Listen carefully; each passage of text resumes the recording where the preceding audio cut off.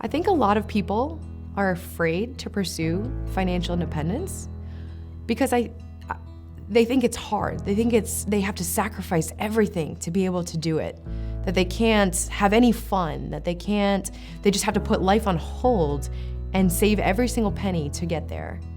I think also another reason that a lot of people don't pursue financial independence is because maybe they don't realize they can.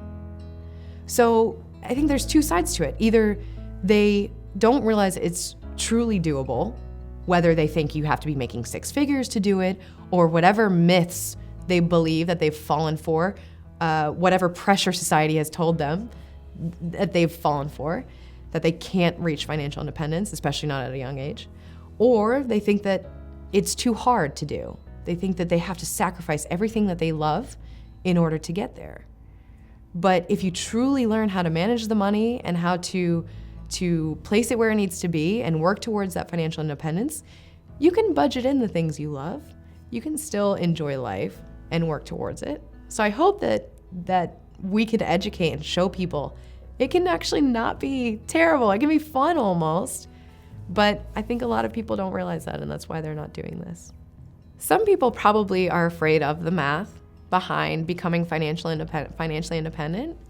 You know, they hear the word spreadsheet and they want to run. But these days there are a lot of tools out there that can help them manage their money, watch their budgeting.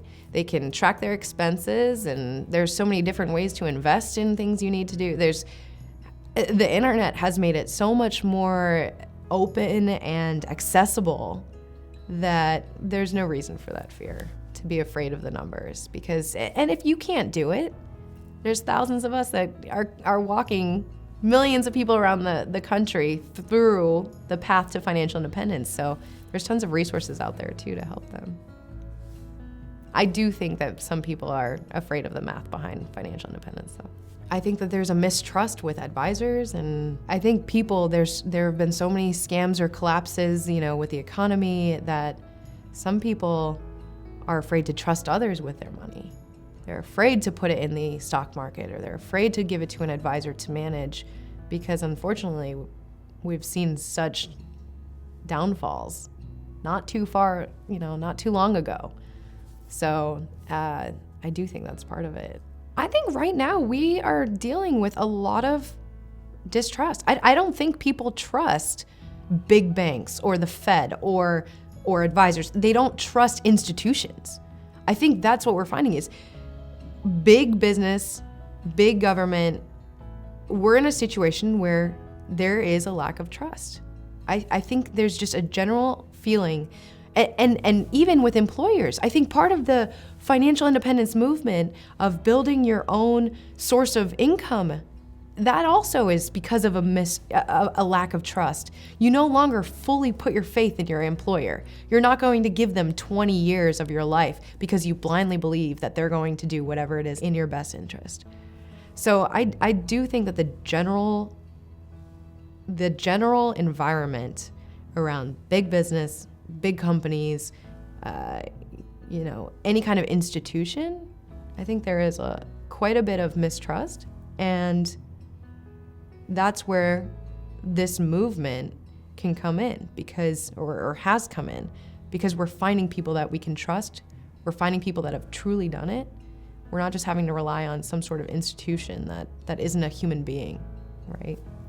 I've seen financial advisors that their motives are in the wrong place. It's not, they're not incentivized to truly help people. They're incentivized to get the best commission, to sell the best product.